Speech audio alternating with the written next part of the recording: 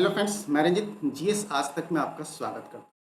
दोस्तों, नोबेल पुरस्कार 2023, ठीक है, इससे एक प्रश्न आपके परीक्षा में रहेंगे ही रहेंगे और हम लोग एक आसान ट्रिक्स के साथ इसको याद करने का प्रयास करेंगे और इसको सही में अगर इस ट्रिक्स को देख लिए तो भूल नहीं पाइएगा आप। इस तरह से एक ट्रिक्स जो है वो काम करेगा। तो सबसे पहले हम लोग नोबेल पुरस्कार की बात कर ले तो ये विश्व की सबसे बड़ी बौद्धिक उपलब्धि वाला प्रतियोगिता है, ठीक है, और यह सबसे प्रतिष्ठित पुरस्कारों में से एक है। अर्थात इसको हम कह सकते हैं कि नोबेल पुरस्कार जो है विश्व की सबसे प्रतिष्ठित पुरस्कार है, ठीक है।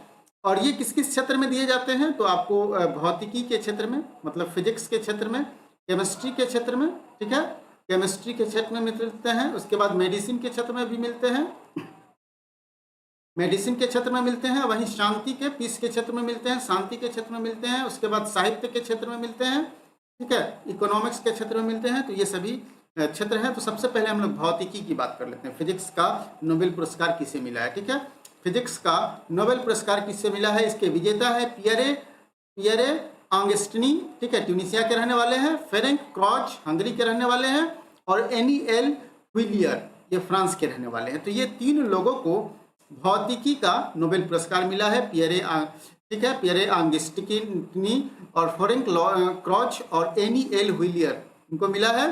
तो अब इसको हम लोग ट्रिक से कैसे याद कर सकते हैं, तो इसको ट्रिक से याद करेंगे, ठीक है। याद रखिए, अगस्त में हुई फेरेंक की शादी, ठीक है, याद हो जाएगा। तो अगस्त से हो जाएंगे ऑगस्टिनी, ठीक है, हुई से हो जाएंगे व्हिलियर और फेरेंक आप देख ही रहे हैं फेरेंक क्रॉच। तो ये अगस्त में हुई फेरेंक की शादी, ठीक है। तो शादी से आपको याद रहेगा हमेशा कि फेरेंक की शादी कब हुई है, अगस्त में हुई है और अगस्त में इनको शादी हुई है। तो फिजिक्स का इनको नोबेल मिला, ठीक है। तो याद रखेंगे अगस्त में हुई फेरेंक की शादी, तो इससे आपको फिजिक्स के नोबेल पुरस्कार याद हो जाएंगे, ठीक है। आखिरकार इनको फिजिक्स का जो नोबेल पुरस्कार दिया गया वो किसके लिए दिया गया, तो इलेक्ट्रॉन की गतिशीलता के अध्ययन के लिए इनको दिया गया है।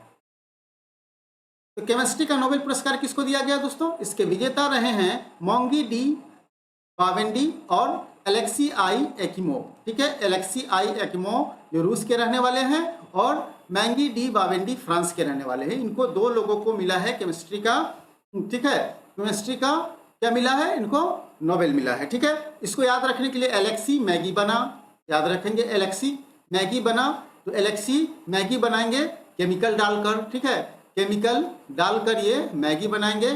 तो याद रखिए, जो केमिकल डालकर मैगी बनाएंगे तो मैगी कैसा बनेगा, तो एलेक्सी को केमिस्ट्री में एलेक्सी को मिल गया, ठीक है, एलेक्सी आई एक्इमोव को मिल गया इसमें केमिस्ट्री में, और मैगी से मौगी हो गया, मौगी तो को मैगी हम लोग यहाँ पढ़ लेंगे। तो इस तरह से आपको याद रहेगा कि मैगी कौन बनाएगा, एलेक्सी बनाएगा।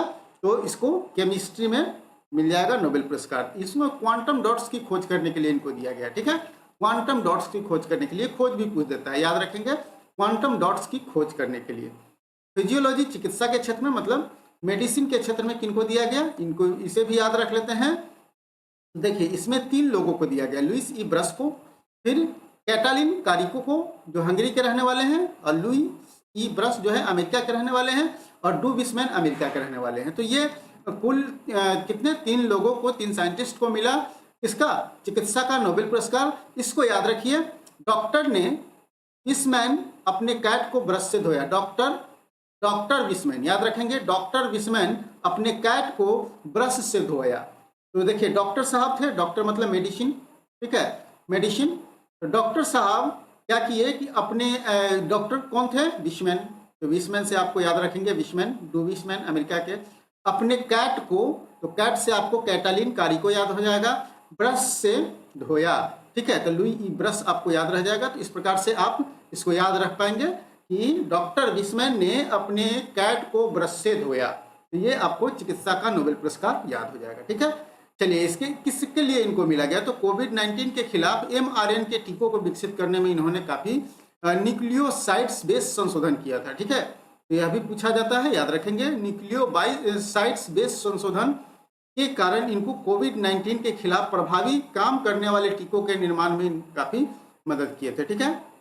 साहित्य का नोबेल किसको मिला, तो इसको एक ही चीज याद रखेंगे कि साहित्य का नोबेल मिला है किसको, जॉन ओलास फॉस को, ठीक है, जो नॉर्वे के रहने वाले हैं, जॉन ओलास फॉस। जॉन फंस गया साहित्य के चक्कर में, याद रखेंगे हैं, जॉन फंस गया साहित्य के चक्कर में। तो इस साहित्य के चक्कर में कौन फंस गया? जॉन फॉस, ठीक है, जॉन फंस गया, याद रखेंगे, जॉन फॉस मतलब जॉन ओलाव फॉस फंस गया किसके चक्कर में? साहित्य के चक्कर में। तो इनको कृत क्या है? तो नवोन्मेषी नाटक गद्य को जो अकथनीय बातों को वाणी प्रदान करने के लिए इनको ये पुरस्कार दिया गया है। और शांति का नोबेल मिला है नरगिस मोहम्मदी को, जो ऐसे ही आपको याद रहेंगे, ये ईरान के रहने वाले हैं, ठीक है, ईरान के रहने वाले हैं और ये जेल में बंद थे, जेल में ही इनको शांति का पुरस्कार प्रदान किया गया। इनका कार्य जो था ईरान के महिलाओं के उत्पीड़न के खिलाफ लड़ाई लड़ने और सभी के लिए मानवाधिकारों और स्वतंत्रता को बढ़ावा देने के लिए नरगिस मोहम्मदी को मिला है इसका शांति का नोबेल पुरस्कार, ठीक है, शांति का नोबेल पुरस्कार। तो ये याद रहेंगे ऐसे ही। अर्थशास्त्र के नोबेल पुरस्कार किसको मिला?